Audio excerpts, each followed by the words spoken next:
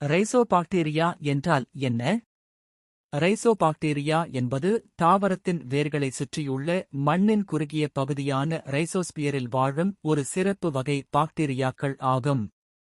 வேர்கள் சர்க்கரை, அமினோ அமிலங்கள் மற்றும் கரிம அமிலங்களை சுரக்கின்றன.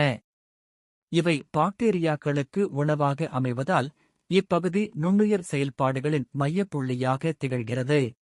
மண்ணில் உள்ள பல பாக்டீரியாக்கள் நடுநிலையானவை என்றாலும் தாவரத்திற்கு நேரடியாக நன்மை செய்யும் பாக்டீரியாக்கள் தாவர வளர்ச்சிக்கு உதவும் ரைசோபாக்டீரியா என்று அழைக்கப்படுகின்றன. ரைசோபாக்டீரியா தாவரங்களுக்கு எவ்வாறு உதவுகிறது?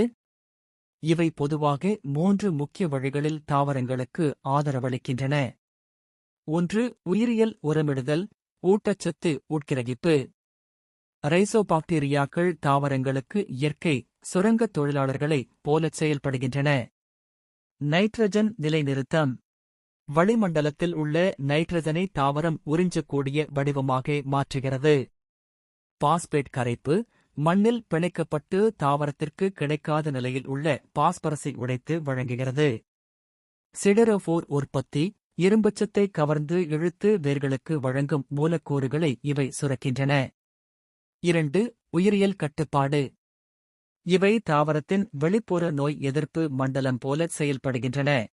இவை வேர் பகுதியில் இடத்தை பிடித்துக் கொள்வதால் தீங்கு விளைவிக்கும் பூஞ்சைகள் அல்லது நோய்க்கிருமிகள் அங்கே ஒட்டிக்கொள்ள இடமில்லாமல் போகிறது. ஆன்டிபயோசிஸ். சில பாக்டீரியாக்கள் மண்ணில் உள்ள நோய்களை கொல்லும் இயற்கை ஆன்டிபயாடிக்குகளை உற்பத்தி செய்கின்றன. தூண்டப்பட்ட அமைப்பு எதிர்ப்பு. இவை தாவரத்தின் சொந்த பாதுகாப்பு அமைப்பை தூண்டி எதிர்கால தாக்குதல்களை தாங்கும் வலிமையை முழு தாவரத்திற்கும் வழங்குகின்றன. 3. உயிர் ஊக்கப்படுத்துதல், வளர்ச்சி ஒழுங்குமுறை. பல ரைசோபாக்டீரியாக்கள் ஆக்சின், கிபெரலின் மற்றும் சைட்டோகினின் போன்ற தாவர ஹார்மோன்களை உற்பத்தி செய்கின்றன அல்லது ஒழுங்குபடுத்துகின்றன. இது வேர்கள் நீளமாக வளர உதவுகிறது. இதன் மூலம் தாவரம் அதிக நீர் மற்றும் ஊட்டச்சத்துக்களை கண்டறிய முடிகிறது.